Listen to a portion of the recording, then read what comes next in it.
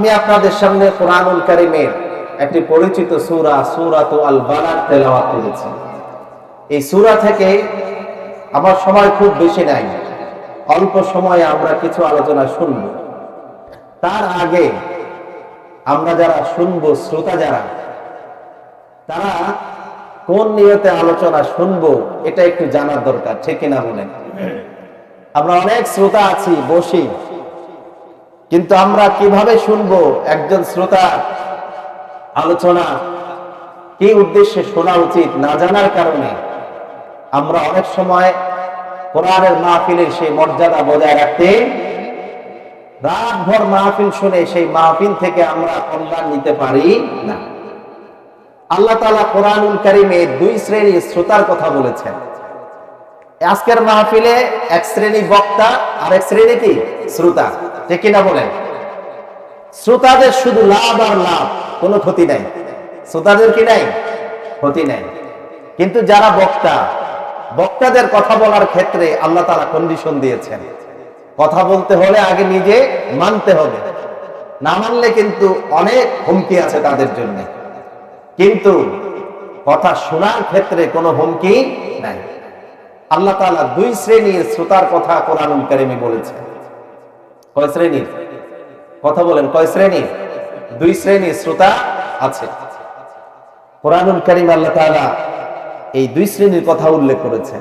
প্রথম শ্রেণীর কথা আল্লাহ তাআলা বলেন, আল্লাহ রাব্বুল আলামিন বলেন, আল্লাযীনা ইসতামিউনাল কাওলা ফায়াত্তাবিউনা আহসানা উলাইকাল্লাযীনা হাদাহুমুল্লাহ ওয়া উলাইকা হুম উলুল আলবাব। চিৎকার করে বলুন আলহামদুলিল্লাহ। আল্লাহ তাআলা আমাদেরকে সুসংবাদ দিয়েছেন। রাব্বুল আলামিন বলেন, আল্লাযীনা ইসতামিউনাল কাওলা ফায়াত্তাবিউনা আহসানা।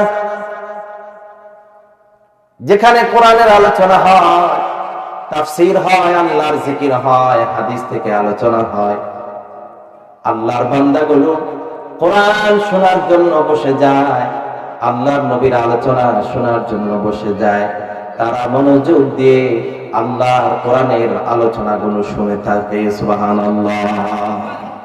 কি দিয়ে শুনে? ইসতামিউনাল কাওল, খুব মনোযোগ দিয়ে শুনে। নাকি বসে বসে বাদাম খায়, নাকি রাস্তায় দাঁড়িয়ে শুনে? কোরআনের আদব আছে না নাই? কথা বলেন। কোরআনের আলোচনা শুনলে সেখানে দাঁড়িয়ে কথা শোনা যাবে? পাশে বসে বসে গল্প করা যাবে? মোবাইল ধরে ধরে রেকর্ড করা যাবে না। কোরআন পড়ার ক্ষেত্রে যেমন আদব আছে, কোরআন শোনার জন্য আদব আছে না নাই? আল্লাহ রাব্বুল আলামিন বলেন, আল্লাযীনা ইসতামিউনাল কাওলা ফায়াত্তাবিউনা আহসানা। যখন তাফসীর মাহফিল হয়, কোরআনের আলোচনা যখন তাদের সামনে হয়, তারা মনোযোগ দিয়ে কোরআনের আলোচনাগুলো শুনতে থাকে। এক নম্বর কাজ। কয় নম্বর কাজ? তাহলে এক নম্বর শ্রোতা, তারা কোরআনের আলোচনা মনোযোগ দিয়ে শুনে। বক্তা কি বলে, কি তাফসীর করে, কি ব্যাখ্যা করে, আল্লাহ রাসূলের কোন কথাটা বলছে, খুব মনোযোগ দিয়ে শুনবে। এরপরে তারা কি করে? আল্লাহ রাব্বুল আলামিন বলেন, ফায়াত্তাবিউনা আহসানা। রাতভর যে আলোচনা শুনেছে, কোরআন থেকে যে তাফসীর সে রাতভর শুনেছে, ওই শোনার পরে প্রত্যেকটি কথা যথাযথভাবে বান্দা তার জীবনে বাস্তবায়ন করে। ফায়াত্তাবিউনা আহসানা, ভালো করে শুনলো আর ভালোভাবে কি করলো? আমল করলো। যে আমি আজকে যা শুনবো, আমার নিয়ত আছে কি? যে কিসের নিয়ত? আমল করার নিয়ত। কিসের নিয়ত? আমরা কি শুনি শুধুমাত্র কানের সুখের জন্য? আমরা শুনবো কিসের জন্য? আমলের নিয়তে, ঠিক কিনা বলেন? হয়তো 10টা শুনলাম, 10টা আমল করতে পারলাম না, একটা তো পারবো। আল্লাহ রাব্বুল আলামিন বলেন, যারা শুনবে এবং মানবে, শুনবে এবং আমল করবে, নিজের জীবনে কোরআনের প্রত্যেকটা কথা বাস্তবায়ন করার চেষ্টা করবে, রাব্বুল আলামিন বলেন, ওই শ্রোতার জন্য আমি আল্লাহ 2টা পুরস্কার রেখে দিয়েছি। কয়টা? দুইটা পুরস্কার আল্লাহ দিবেন। পুরস্কার নিতে চান আপনারা? ওই ধরনের শ্রোতা হলে আমরা দুইটা কি পাবো? পুরস্কার পাবো। রাব্বুল আলামিন বলেন, চমৎকার পুরস্কার শুনেন। পুরস্কার ছাড়া আমরা কেউ যাব ইনশাআল্লাহ। ভাই সাউন্ডটা একটু ঠিক করেন, বেশি গেল। রাব্বুল আলামিন বলেন, এক নাম্বার পুরস্কার, উলাইকাল্লাযীনা হাদাহুমুল্লাহু ওয়া উলাইকা হুম উলুল আলবাব। সুবহানাল্লাহ। আল্লাহ পাক বলেন, উলাইকাল্লাযীনা হাদাহুমুল্লাহ। আমরা ওয়াজ মাহফিলের আয়োজন করি কি হেদায়েতের জন্য নাকি সমাজ নষ্ট হওয়ার জন্য? ঠিক কিনা বলেন? এক নম্বর উদ্দেশ্য কি? হেদায়েত। আল্লাহ পাক বলেন, যারা মনোযোগ দিয়ে আমার এই কোরআনের আলোচনা শুনবে, যারা মুফাসসিরদের কথাগুলো শুনবে, আল্লাহ রাসূলের কথা শুনবে, তাদের এক নাম্বার পুরস্কার হাদাহুমুল্লাহ, আল্লাহ তাআলা তাদেরকে হেদায়েত দিয়ে দিবেন। সুবহানাল্লাহ। একজন ইমানদারের জীবনে হেদায়েতের চাইতে আর বড় কিছু হতে পারে? যে হেদায়েত পেয়ে যায়, ওই হেদায়েতের পথ ধরে কোথায় যাবে? আল্লাহ জান্নাতে যাবে। সুবহানাল্লাহ। রাব্বুল আলামিন বলেন, যারা মনোযোগ দিয়ে কথা শুনবে আর মানবে, এক নাম্বার পুরস্কার হাদাহুমুল্লাহ, আল্লাহ পাক তাদেরকে হেদায়েত নসিব করে দিবেন, জান্নাতের পথ তার কপালে জুটে যাবে। আর দুই নাম্বার পুরস্কার হলো ওয়া উলাইকা হুম উলুল আলবাব। আল্লাহ ওই বিভিন্ন জায়গায় অলসতা করে সময় কাটাবে তারা চালাক, না মনোযোগ দিয়ে যারা আজকে আলোচনা শুনবে তারা চালাক? যদিও তারা আমাদেরকে বোকা মনে করবে যে ওদের কাজ নাই, বসে আছে। আমরা অনেক ব্যস্ত, ঠিক কিনা বলেন? আমাদের অনেক কাজ, কোরআনের আলোচনা শোনার সময় নেই। তাহলে আমরা কি প্রথম শ্রেণীর শ্রোতা হতে চাই না দ্বিতীয় শ্রেণীর? ইনশাআল্লাহ আমরা যারা আসছি আর উঠবো বিনা প্রয়োজনে, আমরা কি আর উঠতে চাই না? মনোযোগ দিয়ে কথা শুনবো, ঠিক কিনা বলেন? এবার আসুন দ্বিতীয় শ্রেণীর শ্রোতা কারা? আল্লাহ পাক বলছেন, আল্লাহ রাব্বুল আলামিন বলেন, ওয়া মিনহুম মান ইস্তামিউনা ইলাইকা হাত্তা ইযা খারাজু মিন ইনদিক ক্বালু লিল্লাযীনা উতুল ইলমা মাযা ক্বালা আনিফা। মুনাফিক যারা ছিল ওরাও আল্লাহ রাসূলের এই আলোচনা শুনতে যেত, ঠিক কিনা বলেন? এলাকায় কিছু শ্রোতা এমন আছে যারা মাহফিল শুনতে আসে না। আসে কি জন্য? যে আজকে বক্তা কি ভুল বলে, অথবা কোথা থেকে কি বক্তা ধরে আনছে, দেখে কি আলোচনা করে, বক্তার ভুল ধরার জন্য, ঠিক কিনা বলেন? অথবা মাহফিল পরিচালনা কমিটির ভুল ধরার জন্য, অথবা আজকের এখানে কোনটা অসঙ্গতি ঘটলো সেটা দেখার জন্য। আল্লাহ রাব্বুল আলামিন বলেন, ওয়া মিনহুম মান ইস্তামিউনা ইলাইক। নবী হে, কিছু শ্রোতা আছে যারা বাস্তবে দেখা যায়, প্রকাশ্যে দেখা যায়, মনোযোগ দিয়ে দাঁড়িয়ে দাঁড়িয়ে ওয়াজ শুনছে, আলোচনা শুনছে, কিন্তু আল্লাহ পাক বলেন না না, তাদের অন্তরে অন্যটা। তারা আলোচনা শোনার জন্য আসে নাই, আলোচনা বোঝার জন্য আসে নাই, আমল করার জন্য আসে নাই। আল্লাহ পাক বলেন, হাত্তা ইযা খারাজু মিন ইনদিকা ক্বালু লিল্লাযীনা উতুল ইলমা মাযা ক্বালা আনিফা। নবী হে, আপনার আলোচনায় এসে তারা সবার সাথে মিশে যায়, মনোযোগ দিয়ে আলোচনা শুনে, কিন্তু যখন মাহফিল ভেঙে যায় আপনার মজলিস থেকে তারা দূরে চলে যায়। যাওয়ার পরে এবার তারা টিটকারি করে। জ্ঞানবান যারা আছে, কোরআনের ইলম দিয়ে যারা আলোচনা করেছে, নবী হে ওই জ্ঞানী মানুষদেরকে টিটকারি করে বলে, মাদা ক্বালা আনিফা। কি জানি বললো একটু আগে, হুজুর জানি কি বললো একটু আগে, টিটকারি করে। কি করে? হুজুর জানি সুদের বিরুদ্ধে কি বললো, ঘুষের বিরুদ্ধে মনে হয় কি বলেছে আজকে, দেখা যাক না। কি করে? টিটকারি করে। কাদেরকে? জ্ঞানমানদেরকে। আরে মাইক ফাইলে হুজুররা কত কথা বলে, ঠিক কিনা? বলে কিনা এরকম? সব কথা কি আর তারা মানে? আচ্ছা, হুজুরে মানছে কি মানে না, এটা কি আল্লাহ আমাদেরকে জিজ্ঞেস করবে? আমার কবরে আমি যাব, আমার জান্নাত আমি নিব, ঠিক কিনা বলে? হুজুর আমল করুক কিংবা না করুক, আমি আমারটা গ্রহণ করব, ঠিক কিনা বলেন? আল্লাহ পাক বলেন, নবী হে, আপনার মজলিসে এসে কিছু মুনাফিক, তারাও আলোচনা শোনার ভান করে বসে যাবে, কিন্তু তাদের অন্তর হলো তারা এখান থেকে বের হয়ে যাওয়ার পরে তারা টিটকারি করে আলেম ওলামাদেরকে বলবে, মাজা কালা আলিফা, একটু আগে কি বলছো বলো দেখি। তাদের কারো সেই কথা মনে থাকবে। আবার আল্লাহ পাক বলেন, وَمِنْهُمْ مَنْ يَسْتَمِعُونَ إِلَيْكَ أَفَأَنْتَ تُسْمِعُ الصُّمَّ وَلَوْ كَانُوا لَا يَعْقِلُونَ।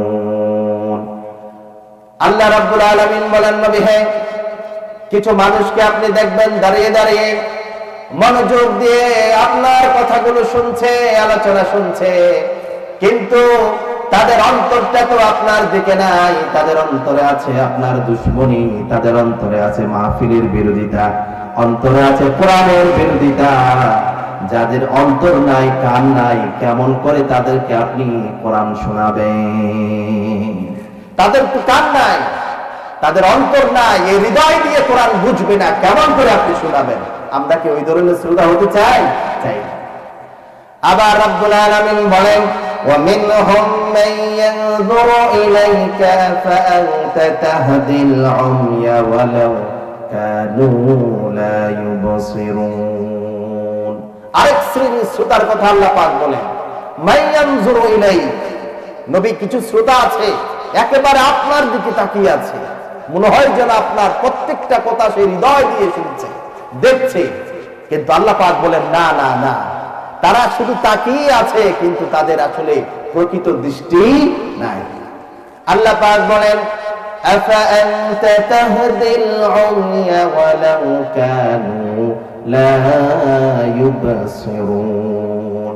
নবী হে, যারা অন্তরের দৃষ্টি দিয়ে দেখে না, আল্লাহর এই সৃষ্টি জগৎকে যারা উপলব্ধি করে না, তাদেরকে আপনি কখনোই দেখাতে পারবেন।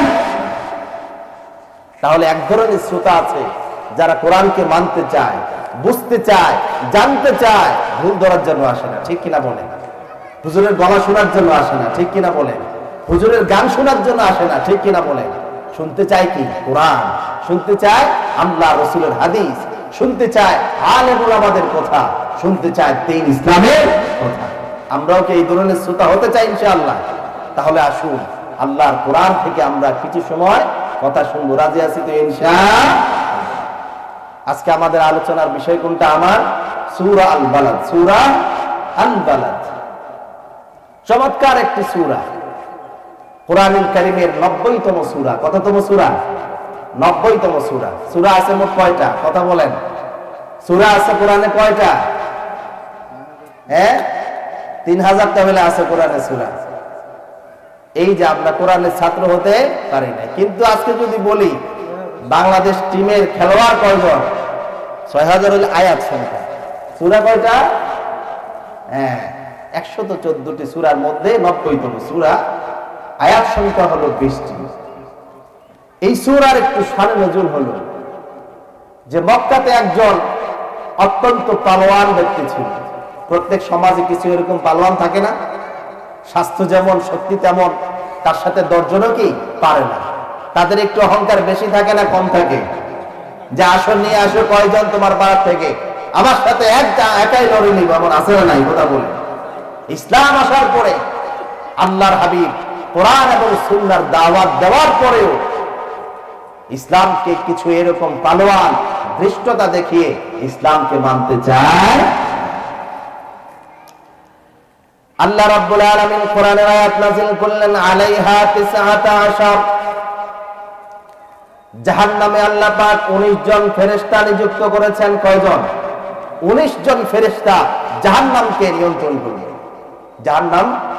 জাহান্নামে কয়জন ফেরেশতা নিয়োজিত করেছেন? 19 জন ফেরেশতা।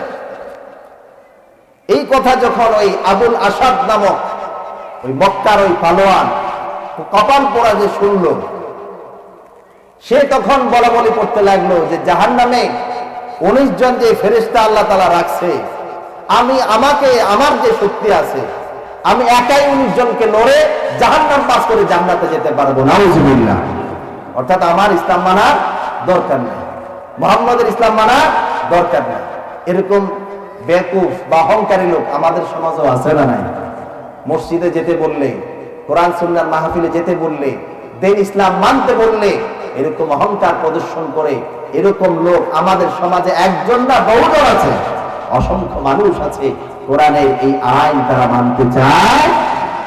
নাম মুসলমান ঠিক আছে, নাম মুসলমান কি ঠিক আছে, বছরের 2 ঈদে যায় এটাও ঠিক আছে, অনেক সময় দাড়ি টুপিও আছে, কিন্তু ইসলামের প্রত্যেকটা বিধান মানতে চায়।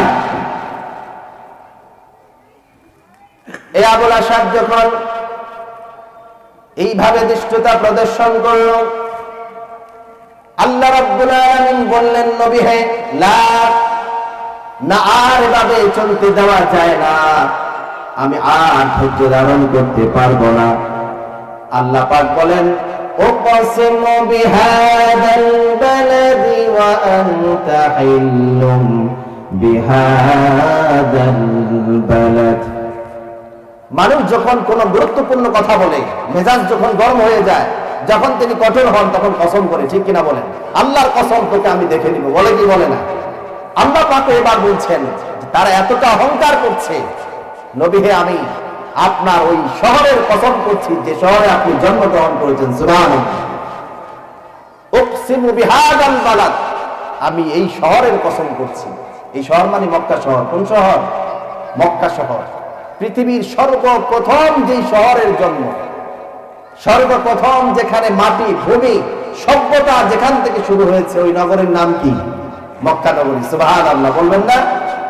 পৃথিবীর সর্বপ্রথম সভ্যতা যেখান থেকে এই স্থলভাগ শুরু হয়েছে, যে নগরী প্রথম সভ্যতার চিহ্ন, প্রথম বাড়ি, প্রথম ঘর যেখানে, সেটাই হলো মক্কা। রাব্বুল আলামিন বলেন, লা উকসিমু বিহাদাল বালাদি ওয়া আনতা হিল্লুম বিহাদাল বালাদ। নবী হে, মক্কা নগরীর কসম করলাম, আর পবিত্র মক্কা নগরীর কসম করে বলি, এই পবিত্র নগরীতে আমি আপনাকে, আমার হাবিবকে এখানে আমি পাঠিয়েছি। মক্কার কাফেররা, কুরাইশরা যতই চক্রান্ত করুক, আপনার জন্মভূমি থেকে তারা আপনাকে বিতাড়িত করতে পারবে না। ঠিক কিনা বলেন?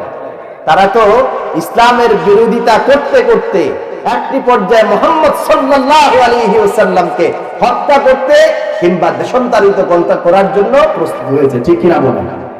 আল্লাহ পাক বললেন, নবী হে, আমি এই পৃথিবীর সৃষ্টিকর্তা, এই শহর হচ্ছে আমার, আমি বলছি আনতা হিল্লুম বিহাদাল বালাদ, পাসপোর্ট দেওয়ার মালিক হচ্ছে আমি, আরেকজন আপনাকে বের করবে কেমনে? ঠিক কিনা বলেন? নবী হে, আপনি এই শহরের বৈধ নাগরিক, কেউ আপনাকে বের করতে পারবে না। আল্লাহ নবী সাল্লাল্লাহু আলাইহি ওয়াসাল্লাম মক্কা নগরী থেকে আল্লাহর নির্দেশে হিজরত করে বের হয়ে গিয়েছে। আল্লাহ পাক বলছেন, নবী হে, এই মক্কা নগরীতে আপনি 1000 গুণ ক্ষমতা নিয়ে অচিরেই অল্প কিছুদিনের ব্যবধানে আবার মক্কা নগরীতে আপনি প্রবেশ করবেন। এই মক্কা থেকে আপনাকে বাধা দেওয়ার দুনিয়াতে কেউ থাকবে না। পেরেছে কি বাধা দিতে? কয়দিন সময় লেগেছে? কয়েক বছরের ব্যবধানে মুহাম্মদুর রাসূলুল্লাহ সাল্লাল্লাহু আলাইহি ওয়াসাল্লাম সেই মক্কা নগরীতে বীর দর্পে আবার দখল করেছেন। ঠিক কিনা বলেন? তাহলে পাসপোর্ট দেয় কে? আল্লাহ না দুনিয়ার মানুষ? কত মানুষ বলেছে চলে যাও অমুক দেশে, তমুক দেশে, আজকে তারাই চলে যেতে হয়েছে। ঠিক কিনা বলেন? কারণ জমিন হচ্ছে আল্লাহ, সেই জমিন থেকে কেউ কাউকে বের করে দিতে পারে। যেই জন্মভূমিতে আমি জন্মগ্রহণ করেছি সেটাই আমার জন্মস্থান, এখানে কারো বলার অধিকার নাই অমুক জায়গায় চলে যাও, অমুক জায়গায় চলে যাও। এরপরে আল্লাহ পাক কসম করেন, ووالد وما ولد لقد خلقنا الإنسان في كبد। প্রথমে আল্লাহ মক্কা নগরীর কসম করেছেন, এরপরে আবার দুটা জিনিসের কসম করেছেন। খেয়াল করে শুনুন। আল্লাহ পাক বলছেন, ওয়ালিদিন ওয়ামা ওয়ালাদ, পৃথিবীর সমস্ত পিতা এবং সন্তানের কসম করলাম, সুবহানাল্লাহ। আচ্ছা, আল্লাহ যে জিনিসের কসম করে ওই জিনিসের মর্যাদা কম না বেশি? তাহলে আল্লাহ যে কসম করলেন সমস্ত পিতা আর সমস্ত সন্তান, অর্থাৎ আদম আলাইহিস সালাম থেকে শুরু করে একেবারে কিয়ামত পর্যন্ত যত মানুষ আসবে বাবা হয়ে, যত মানুষ আসবে সন্তান হয়ে, সবার কসম করেছেন কে? আল্লাহ তাআলা। তাহলে সমাজে বাবার দাম আছে না নাই? সন্তানের দাম আছে না নাই? কথা বলেন। আজকে মানুষ সন্তানের দাম নাই। কথা কি ভুল বললাম? আজকে 5 লাখ টাকা একটা গরু বাজারে বিক্রি করতে যান, দাম কত? অনেক বেশি, ঠিক কিনা বলেন? একটা যদি কারো গরুর বাছুর হয়, সে কি খুশি হয় না নারাজ হয়? খুশি হয়। কিন্তু মানুষের বাচ্চা হলে খুশি হয় না নারাজ হয়? কি বলেন, খুশি হয়? খুশি হয় না। 2টার বেশি বাচ্চা হলে তার মনটা কালো হয়ে যায়, ঠিক কিনা বলেন? বাচ্চা নিতে আমরা চাই না। গরুর বাছুর যত বেশি হয় এত মানুষ খুশি হয়। মানুষের বাচ্চা যদি একসাথে 2টা হয়, মনটা কালো হয়ে যায়। কিন্তু আল্লাহ পাক বলছেন মানুষের দাম সবচাইতে বেশি, ঠিক কিনা বলেন? এই জন্য আল্লাহ রাব্বুল আলামিন বলেন ওয়ালিদি ওয়া মা ওয়ালাদ, নবী সমস্ত পিতা আর কিয়ামত পর্যন্ত যত মানুষ সন্তান হয়ে জন্মগ্রহণ করবে সবার কসম করলাম। তার কারণ হলো পরিবার গঠনের জন্য বাবা সন্তান ছাড়া কোনোদিন পরিবার গঠন হতে পারে না, ঠিক কিনা বলেন? বাবা সন্তান ছাড়া পরিবার হবে? পরিবার না হলে সমাজ হবে? সমাজ না হলে রাষ্ট্র হবে? রাষ্ট্র হবে না। এই জন্য মানব সভ্যতাকে ধ্বংস করার জন্য, আজকে এই পরিবার কথাকে ভেঙে দেওয়ার জন্য, পরিবার কথাকে নষ্ট করে দেওয়ার জন্য দেশি বিদেশি আন্তর্জাতিক চক্রান্ত আছে না নাই? এই যে যত এনজিও দেখছেন আপনারা, অধিকাংশের কাজ হলো ফ্যামিলি প্ল্যানিং নিয়ে। 6 মাসের কোর্স নেন, 1 বছরের কোর্স নেন, 2টা সন্তানের বেশি নয়, 3টার বেশি নয়, একটা হলে ভালো হয়, না হলে আরো ভালো হয়, এই স্লোগান আছে না নাই? কথা বলেন। আল্লাহ চায় তার বান্দাকে পৃথিবীতে প্রেরণ করার জন্য, মানব সভ্যতাকে কিয়ামত পর্যন্ত নিয়ে যাওয়ার জন্য, এই মানব সভ্যতার এই ধারাকে ধ্বংস করে দেওয়ার জন্য আন্তর্জাতিক চক্রান্ত শুরু। এটা আল্লাহ পাক জানতেন কি জানতেন না? সেই জন্যই আল্লাহ তাআলা কসম করেছেন ওয়ালিদি ওয়া মা ওয়ালাদ, দুনিয়ার মানুষ জানো তোমাদের কাছে বাবা সন্তানের দাম না থাকতে পারে, কিন্তু রব্বুল আলামিন আমার কাছে প্রত্যেকটা বাবার যেমন মর্যাদা আছে, সন্তান হিসেবে প্রত্যেকটা সন্তানের মর্যাদা কার কাছে? আল্লাহর কাছে। এই জন্য বাবারাও সন্তানদেরকে মূল্যায়ন করার প্রয়োজন আছে না নাই? সন্তান না থাকলে কি আমি বাবা হতে পারতাম? আবার বাবা না থাকলে কি কেউ সন্তান হয়ে জন্ম নিত না? ঠিক কিনা বলেন? এরপরে আল্লাহ পাক এই কসম করে 3টা কসম করছেন। কয়টা? একটা মক্কা নগরী, আরেকটা সমস্ত বাবা, আরেকটা সমস্ত সন্তানের। এই কসম করে আল্লাহ তাআলা কি বলতে চায় এটা কি শুনতে চান? আল্লাহ রাব্বুল আলামিন বলেন লাকাদ খালাকানাল ইনসানা ফী কাবাদ। 3টা কসম করে আল্লাহ রাব্বুল আলামিন দুনিয়ার সমস্ত মানুষদেরকে চরম বাস্তব একটি মেসেজ আল্লাহ পাক দিতে চান। আল্লাহ পাক বলেন দুনিয়ার সকল নারী পুরুষ, দুনিয়ার সকল জওয়ান বুড়া শুনে নাও, দুনিয়াতে যত মানুষ হয়ে জন্মগ্রহণ করবে, আমি আল্লাহ মৃত্যু পর্যন্ত তার জীবনটাকে কষ্টের ভিতর দিয়ে পার করাবো। আল্লাহু আকবার বলেন। দুনিয়াতে কেউ কখনো শান্তিতে আছে? আল্লাহ তাআলা নিজে বলছেন লাকাদ খালাকনাল ইনসানা ফী কাবাদ, মানুষের জীবন আমি কষ্টের ভেতর দিয়ে নেব। অতএব মানুষ কষ্ট ছাড়া বাঁচতে পারে কেন? আল্লাহ পাক আগেই কষ্টের কথা বললেন, কেননা কষ্ট ছাড়া মিষ্টি পাওয়া যায়। সম্মানিত ভাইরা আমার, আমরা একটা নিরাপদ জায়গা ছিলাম যেখানে কোনো কষ্ট ছিল না। সেই বাড়ির নাম কি? জান্নাত, ঠিক কিনা বলেন? সেটার নাম কি? সেখানে কোনো জ্বর আছে, সর্দি আছে, করোনা থাকবে, হাসি থাকবে, মারামারি থাকবে, অন্তরের জ্বালা, মনের জ্বালা, দেহের জ্বালা কোনোটাই নাই, ঠিক কিনা বলেন? সেই জান্নাত থেকে আমরা যেদিন বিতাড়িত হয়েছি সেই দিন থেকে আমাদের কষ্টের শুরু হয়েছে। আবার সেই কষ্ট লাঘব হবে কখন? যখন আবার আল্লাহ জান্নাতে যেতে পারবো, ঠিক কিনা বলেন?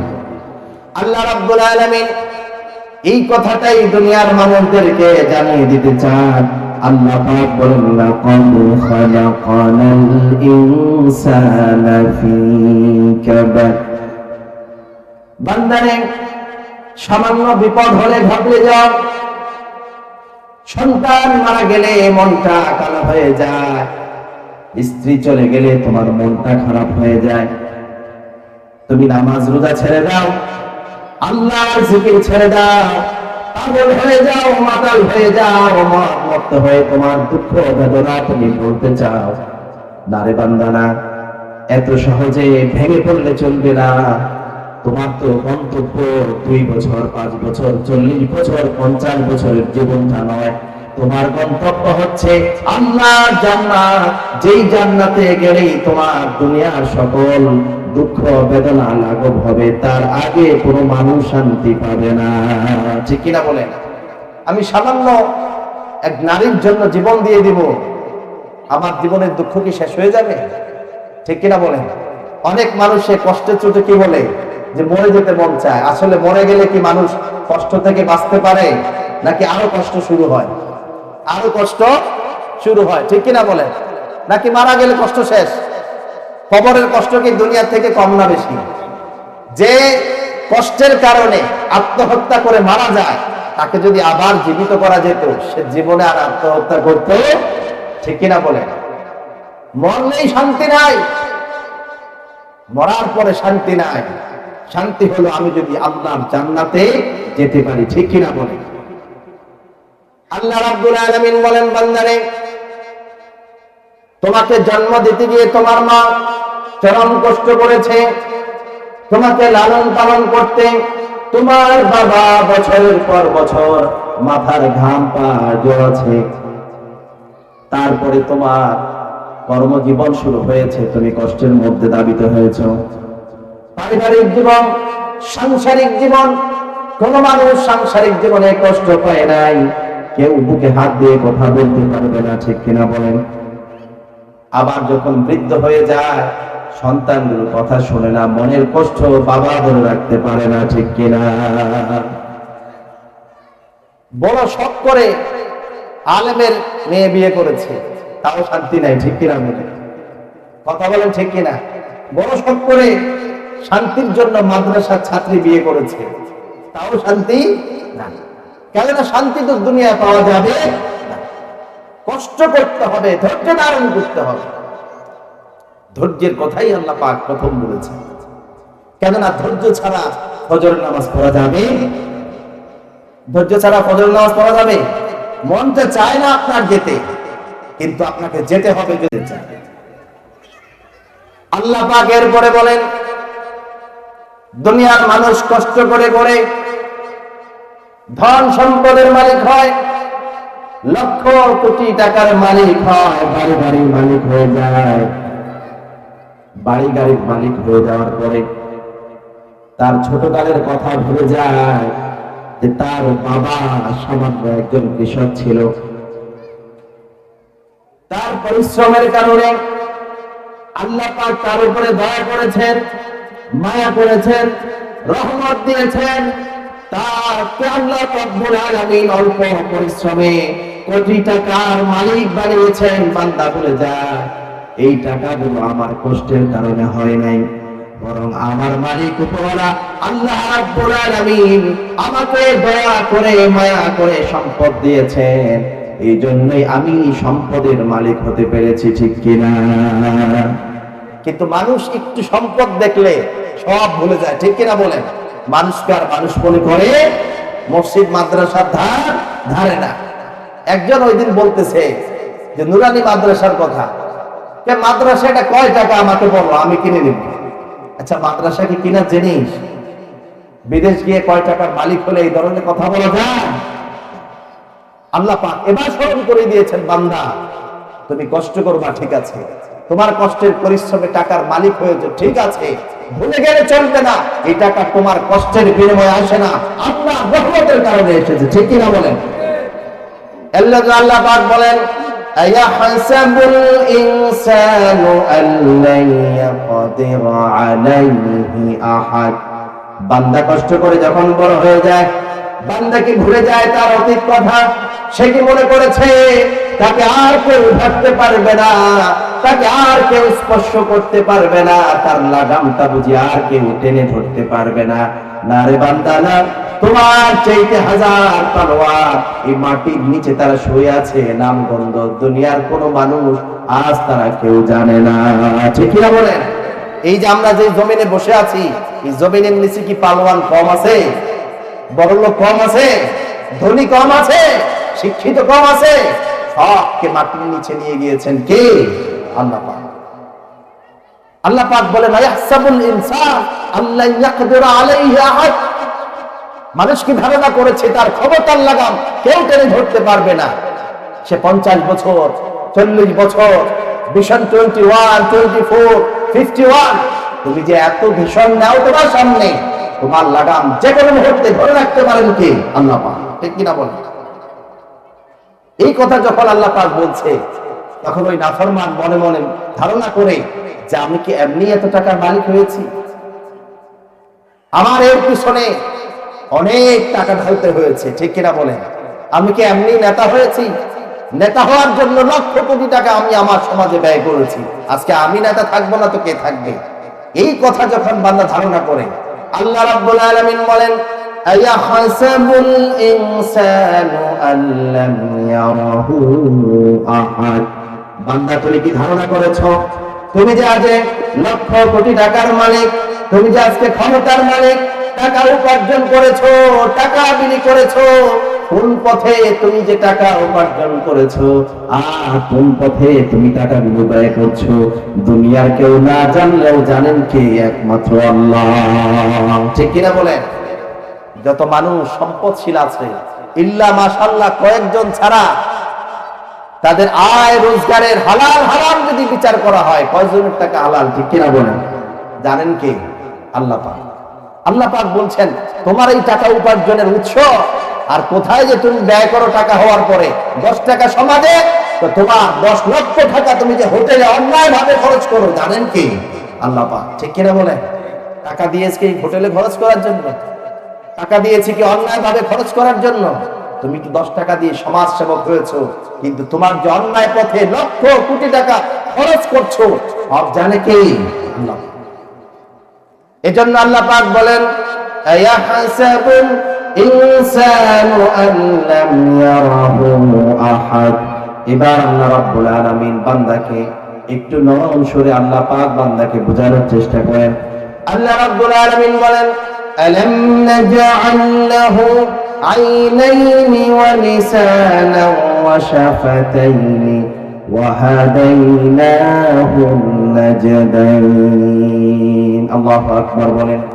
আল্লাহ পাক একটু ধমকালেন, ঠিক কিনা বলেন? ধমক দেয় না এতক্ষণ? একজন প্রকৃত শিক্ষকের নিয়ম কি? প্রকৃত অভিভাবক সন্তানকে ধমক দিবে, আবার আদরও করবে, ঠিক কিনা বলেন? বাবা শুধু সারাদিন সন্তানকে শাসন করলে ওই সন্তান কখনো মানুষ হবে? গরমও বলতে হবে, নরমও বলতে হবে, ঠিক কিনা বলেন? ধমকও দিতে হবে, আদরও করতে হবে, ঠিক কিনা বলেন?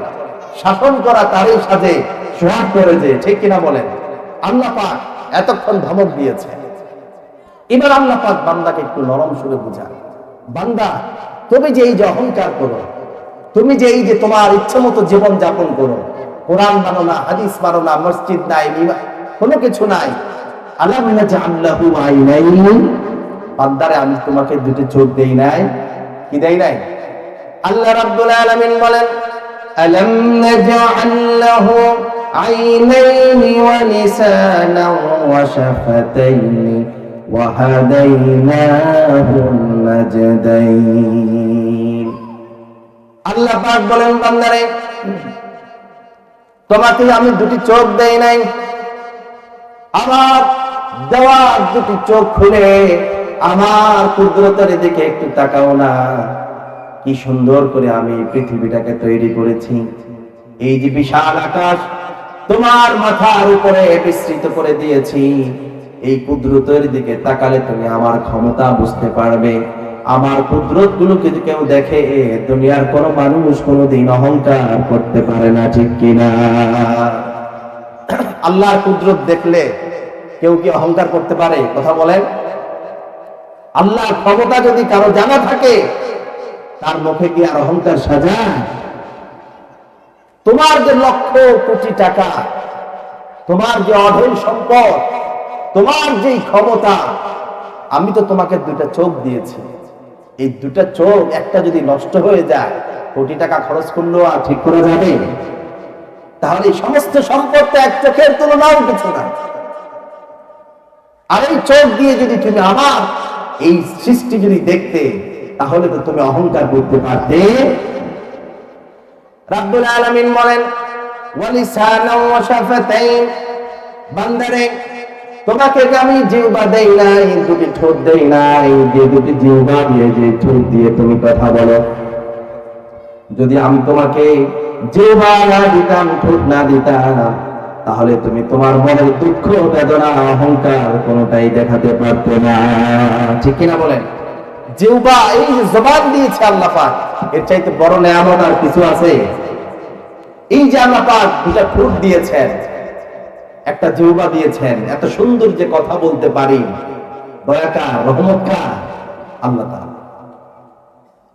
এরপর আল্লাহ পাক বলেন, আমার চোখ দিয়ে আমার সৃষ্টি দেখলে তোমার হেদায়েতের জন্য যথেষ্ট ছিল। আমার এই ঠোঁট দিয়ে, আমার জিহ্বা দিয়ে আল্লাহর জিকির করলে তোমার নাজাতের জন্য যথেষ্ট ছিল। এখানে আমি তোমাকে ছেড়ে দেই নাই। আল্লাহ পাক বলেন, বান্দারে তোমার জান্নাতের পথকে সহজ করার জন্য আমি আল্লাহ রাব্বুল আলামিন তোমাকে জান্নাতের পথটা দেখিয়ে দিলাম, জাহান্নামের পথটা দেখিয়ে দিলাম। জান্নাতের পথ দিয়ে যদি তুমি চলো, তোমার জান্নাত, আল্লাহর জান্নাতে তুমি চলে যেতে পারবে, ঠিক কিনা? এমন কোন মানুষ আছে যে জান্নাতের পথ জানে না? আছে কেউ? কথা বলেন। প্রত্যেকটা মানুষ, তাদের কাছে স্পষ্ট কোনটা ভালো কোনটা খারাপ, ঠিক কিনা বলেন? কত লক্ষ আলোচনা প্রত্যেকদিন জুমায় আলেম ওলামারা সারাদিন বলতেছে কিনা? বলতেছে। আল্লাহ পাক বলে, তোমাকে জান্নাতের পথও দেখিয়েছি, জাহান্নামের পথও আমি দেখিয়ে দিয়েছি। কিন্তু আল্লাহ পাক বলেন, কেন বান্দা এই জান্নাতের পথটা নিতে চায় না? আল্লাহ পাক বলেন, ফালাকুত আমাল আকাবা, সবাই শুধু কষ্ট না করে আরাম আয়েশে ভোগ বিলাসে কিভাবে জীবন যাপন করতে চায়, এটাই চায়, ঠিক কিনা বলেন? কিন্তু কেউ দুর্গম গিরিপথ, জান্নাতে যাওয়া কষ্টের পথ কেউ মারাতে চায়, ঠিক কিনা বলেন? জান্নাতের পথে গেলে হালাল বাঁচতে হবে, হারাম থেকে বেঁচে থাকতে হবে। এটা তো কঠিন কাজ, কঠিন কাজ না? পর্দার সহিত চলতে হবে, ওজনে ভেজাল দেওয়া যাবে না, মালে ভেজাল দেওয়া যাবে না, ওজনে কম দেওয়া, রাজনীতি সঠিকভাবে করতে হবে, দ্বীন ইসলাম কায়েমের জন্য জীবন দিতে হবে, ঠিক কিনা বলেন? এই জীবনটা কেউ দিতে চায়? এই জন্য আল্লাহ তাআলা বলেছেন, বান্দা তুমি কষ্ট করবা না, জান্নাতে যাবা। তুমি দুনিয়ায় যদি বাঁচতেও চাও, জান্নাতে না গেলেও দুনিয়ার জীবনও কষ্ট ছাড়া বাঁচতে পারবা। এই জন্য আমরা কষ্ট করে কি জাহান্নাম নিতে চাই না জান্নাতে যেতে চাই? আমরা কষ্ট করব তো জান্নাতের জন্য করব, ঠিক কিনা? আল্লাহ পাক আমাদেরকে কষ্ট করে আল্লাহর জান্নাতে যাওয়ার তৌফিক দান করেছে বলে বলুন আমিন। ওয়া মা তৌফিক ইল্লা বিল্লাহ। আসসালামু আলাইকুম ওয়া রাহমাতুল্লাহি ওয়া বারাকাতুহু।